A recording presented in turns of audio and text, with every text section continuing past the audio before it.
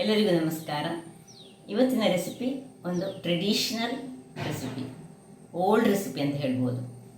ನಮ್ಮ ಹಿರಿಯರು ಇದನ್ನು ಹೆಚ್ಚಾಗಿ ಮಾಡ್ತಿದ್ದರು ಮತ್ತು ಹೆಚ್ಚಾಗಿ ನಾವು ಜಾತ್ರೆಗಳಲ್ಲಿ ಇದನ್ನು ತಿಂತಿದ್ದೆವು. ಸುಕುರುಂಡೆ ಅಂತ ಕರಿತೇವೆ. ಬಹಳ ಟೇಸ್ಟಿಯಾಗಿ ಬರುವಂತಹದ್ದು. ಇದರ ಫಿಲ್ಲಿಂಗನ್ನು ವಿಧ ವಿಧ ರೀತಿಯಲ್ಲಿ ಮಾಡ್ತಾರೆ. ಕೆಲವರು ಹೆಸರನ್ನು ಉಪಯೋಗಿಸಿ ಮಾಡಿದರೆ, ಕೆಲವರು ಖಾಲಿ ಈ ಕಾಯಿ ಮತ್ತು ಬೆಲ್ಲ ಸೇರಿಸಿ ಮಾಡ್ತಾರೆ. ಇವತ್ತು ನಾನು ಈ ಹಲಸಿನ ಬೀಜ, ಈ ಸೀಸನಲ್ಲಿ ದೊರಕುವಂಥ ಹಲಸಿನ ಬೀಜವನ್ನು ಉಪಯೋಗಿಸಿ ಬಹಳ ಟೇಸ್ಟಿಯಾದ ಓಲ್ಡ್ ಟೈಪಿನ ನಮ್ಮ ಹಿರಿಯರು ಮಾಡ್ತಿದ್ದಂತಹ ರೀತಿಯಲ್ಲಿ ಮಾಡಿದ್ದೇನೆ.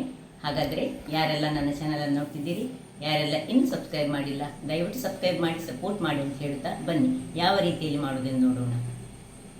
ವೀಕ್ಷಕರೇ, ಇಲ್ಲಿ ನೋಡಿ ಹಲಸಿನ ಬೀಜ ಹೇಗೂ ಉಂಟು, ಈಗ ಸೀಸನ್. ಅದನ್ನು ಬಳಸಿ ಇವತ್ತು ಹಲಸಿನ ಬೀಜದ ಸುಕುರುಂಡೆ ಮಾಡೋಣ. ಬಹಳ ರುಚಿಕರವಾಗಿ ಬರ್ತದೆ. ಇದೊಂದು ಓಲ್ಡ್ ಈ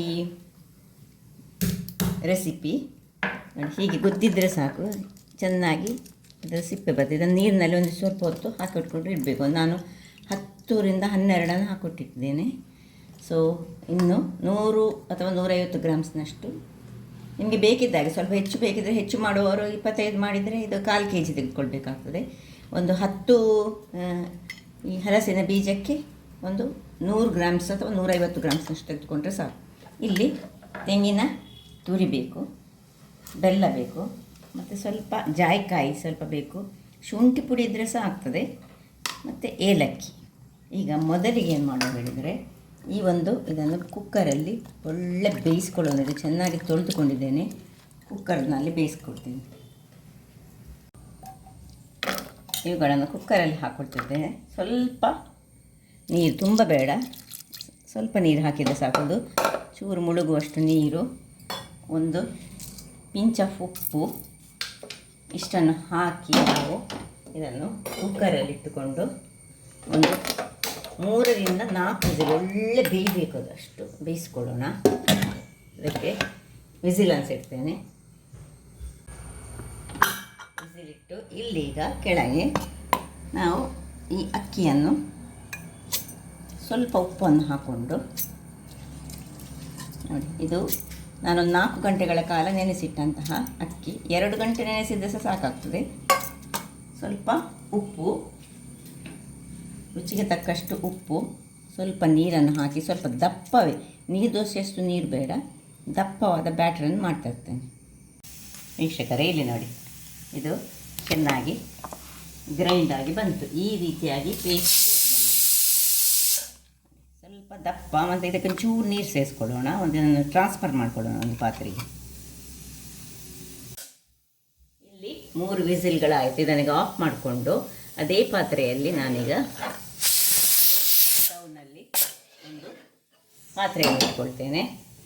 ಇದು ಬಿಸಿಯಾಗಲಿ. ಇದನ್ನೀಗ ಒಂದು ಪಾತ್ರೆಗೆ ಟ್ರಾನ್ಸ್ಫರ್ ಮಾಡಿ ಸ್ವಲ್ಪ ಇದಕ್ಕೆ ನೀರು ಹಾಕಿ ಮತ್ತು ಚೂರು ಹಳದಿ ಪುಡಿಯನ್ನು ಹಾಕೊಳ್ಳೋಣ.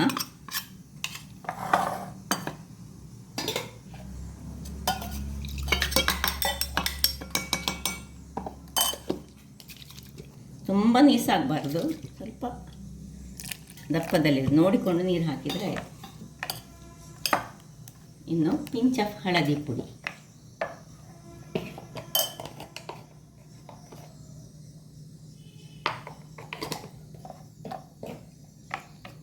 ಉಪ್ಪು ಆಲ್ರೆಡಿ ಹಾಕ್ಕೊಂಡಿದ್ದೇವೆ. ಸೊ ಇಲ್ಲೀಗ ಇದು ಬಿಸಿ ಆಯಿತು. ಇದರಲ್ಲಿ ಸ್ವಲ್ಪ ನೀರನ್ನು ಹಾಕ್ಕೊಂಡು ಈ ಬೆಲ್ಲವನ್ನು ಸ್ವಲ್ಪದಲ್ಲಿ ಕರಗಿಸ್ಕೊಳ್ಳೋಣ.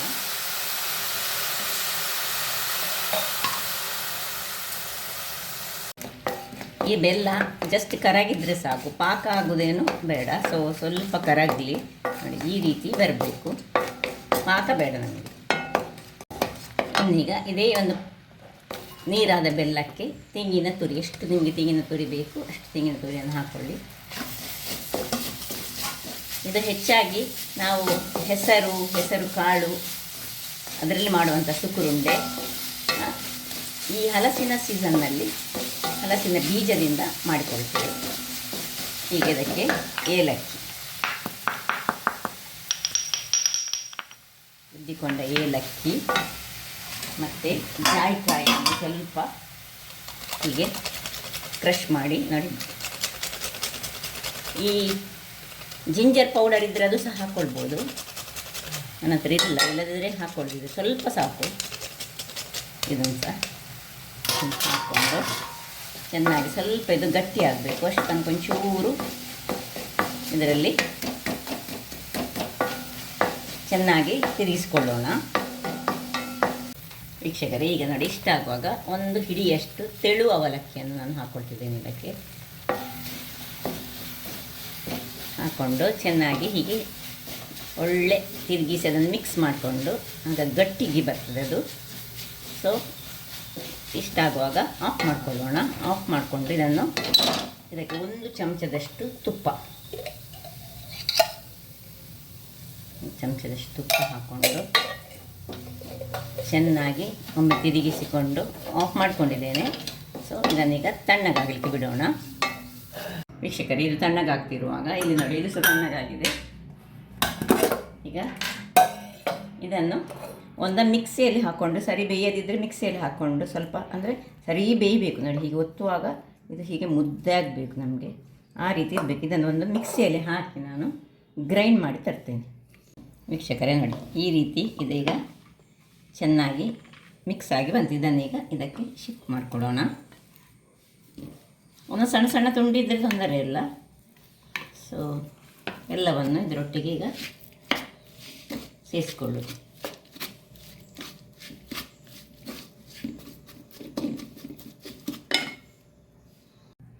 ನೋಡಿ, ಈ ರೀತಿ ಉಂಡೆಗಳಾಯಿತು. ಈ ಉಂಡೆಗಳನ್ನು ಮಕ್ಕಳಿಗೆ ನಾವು ತಿನ್ನಲಿಕ್ಕೆ ಕೊಡ್ಬೋದು ನೋಡಿ. ಚೆಂದಾದ ಹೀಗೆ ತಿಂದರೆ ಸಾಕು. ಇದು ಸಹ ಬಹಳ ರುಚಿಕರವಾಗಿರ್ತದೆ. ಈಗ ನಾವು ಸುಕ್ರುಂಡೆ ಮಾಡ್ತಿದ್ದೇವೆ. ಈಗ ಏನು ಮಾಡೋಣ ಹೇಳಿದರೆ, ಇಲ್ಲಿ ಎಣ್ಣೆಯನ್ನು ಕಾಯಲಿಕ್ಕೆ ಇಟ್ಟಿದ್ದೇನೆ.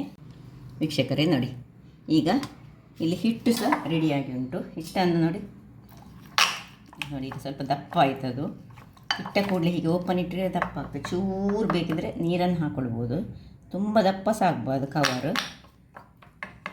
ಈಗ ಒಂದೊಂದೇ ಉಂಡೆಗಳನ್ನು ನೋಡಿ ಈ ರೀತಿ ಇದರಲ್ಲಿ ಮುಳುಗಿಸ್ಕೊಳ್ಳೋಣ.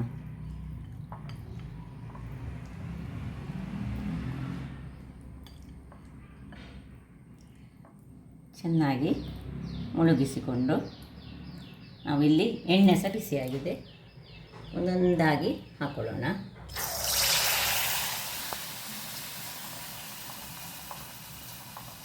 ಸರಿ ಕವರ್ ಆಗಬೇಕು ಮಾತ್ರ.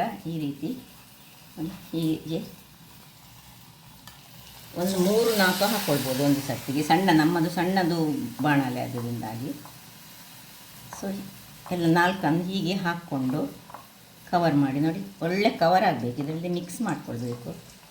ತುಂಬ ನೀರು ಸಾಗಬಾರ್ದು, ತುಂಬ ದಪ್ಪ ಸಾಗಬಾರ್ದು. ಉರಿ ಮಾತ್ರ ಹದದಲ್ಲಿಟ್ಟುಕೊಳ್ಳಿ. ಸುರಿಗೆ ಮಾತ್ರ ಬಿಸಿ ಆಗಬೇಕು, ಅದಷ್ಟೇ.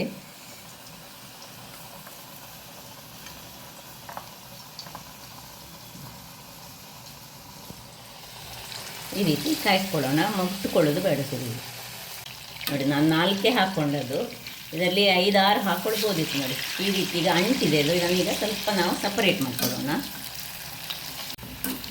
ನೋಡಿ, ಈ ರೀತಿ ಸಪರೇಟ್ ಮಾಡಿಕೊಂಡ್ರೆ ಆಯ್ತು ನೋಡಿ. ಏನು ಚೆನ್ನಾಗಿ ಬರ್ತದೆ. ಸ್ವಲ್ಪ ದೊಡ್ಡ ದೊಡ್ಡ ಉಂಡೆಗಳಾಗಿ ಸಹ ಮಾಡ್ಕೊಳ್ಬೋದು. ಇದು ತುಂಬ ಹೊತ್ತು ಕಾಯಲಿಕ್ಕೆ ಏನು ಅಷ್ಟು ಬೇಕಂತಿಲ್ಲ. ಒಳಗಿನ ಫಿಲ್ಲಿಂಗ್ಸ್ ಆಲ್ರೆಡಿ ಬೆಂದಂತಹದ್ದು. ಸೊ ಇದು ನೋಡಿ ಏನು ಚೆನ್ನಾಗಿ ಬಂತು ನೋಡಿ, ರೌಂಡಾಗಿ. ಈ ಜಾತ್ರೆಗಳಲ್ಲಿ ನೀವು ನೋಡಿರ್ಬೋದು, ಈ ಸುಕ್ರುಂಡೆ ಮಾಡ್ತಾರೆ. ಬೇರೆ ರೀತಿಯ ಸುಕ್ರುಂಡೆಗಳನ್ನು ಮಾಡ್ತಾರೆ. ಇದರಲ್ಲಿ ಈ ಹಲಸಿನ ಬೀಜದ ಸುಕ್ರುಂಡೆ ಬಹಳ ಟೇಸ್ಟಿಯಾಗಿ ಬರ್ತದೆ. ಅದರೊಟ್ಟಿಗೆ ತೆಂಗಿನಕಾಯಿ ಮತ್ತು ಬೆಲ್ಲ ಸೇರಿದ ಕೂಡಲೇ ಯಾವಾಗಲೂ ಯಾವುದೇ ಒಂದು ವಸ್ತು ಬಹಳ ಟೇಸ್ಟಿ ನೋಡಿ. ಆಯಿತು, ಏನು ಮಕ್ಕಳಿಗೆ ಅಂದರೆ ಬಹಳ ಖುಷಿ ಆಗ್ತದೆ. ಗೊತ್ತೇ ಆಗೋದಿಲ್ಲ ಈ ಹಲಸಿನ ಬೀಜದ ಈ ಆರೋಗ್ಯಕರ ಅಂಶಗಳು ನಿಮಗೆ ಗೊತ್ತಿರುವಂಥದ್ದೇ. ಸೊ ನೋಡಿ, ಹಾಕೊಂಡೆ. ಈಗ ಇದೇ ರೀತಿ ಉಳಿದ ಎಲ್ಲವನ್ನು ಸಹ ನಾನು ಮಾಡಿ ನಿಮಗೆ ತೋರಿಸ್ಕೊಡ್ತೇನೆ. ವೀಕ್ಷಕರೇ ನೋಡಿ, ಕೊನೆಯದಾದ 2 ಸಹ ತೆಗೆದುಕೊಂಡೆ. ಒಟ್ಟು ಈ ಸ್ವಲ್ಪ ಮಾಡಿದ್ದಲ್ಲ, 10 ಈ ಬೀಜಗಳು, ಯಾವುದಾದ್ರು ಜಾಕ್ ಫ್ರೂಟ್ ಬೀಜಗಳು. ಸೊ ಮತ್ತು 100 ಗ್ರಾಮ್ಸಿನಷ್ಟು ಅಕ್ಕಿ ತೆಗೆದುಕೊಂಡದ್ದು ನಾನು. ಅಷ್ಟರಲ್ಲಿ 2, 4, 6, 8, 10, 11 ಆಗಿದೆ. ಬಹಳ ಟೇಸ್ಟಿಯಾಗಿ ಬರ್ತದೆ. ಮತ್ತು ಒಳಗೆ ಸ್ವೀಟ್ ಆಗಿರೋದ್ರಿಂದಾಗಿ ಮಕ್ಕಳಿಗೆ ಅಂತೂ ಬಹಳ ಖುಷಿ ಆಗ್ತಿದ್ದು. ಈ ಹಲಸಿನ ಬೀಜದ ಸುಕ್ಕುರುಂಡೆ ಹೇಳಿಯೇ ಗೊತ್ತಾಗೋದಿಲ್ಲ. ಹಾಗಾದರೆ ನನ್ನ ಈ ಕುಕಿಂಗ್ ಚಾನಲ್ ನಿಮಗೆ ಇಷ್ಟ ಆದರೆ ಬೋಳೂರು ಸೋನ್ ಚಾನಲನ್ನು ಲೈಕ್ ಮಾಡಿ, ಶೇರ್ ಮಾಡಿ ಹಾಗೂ ಸಬ್ಸ್ಕ್ರೈಬ್ ಮಾಡಿ ಹಾಗೂ ನನ್ನ ಇನ್ಸ್ಟಾಗ್ರಾಮ್ ಪೇಜನ್ನು ಫಾಲೋ ಮಾಡಿ. ಧನ್ಯವಾದಗಳು.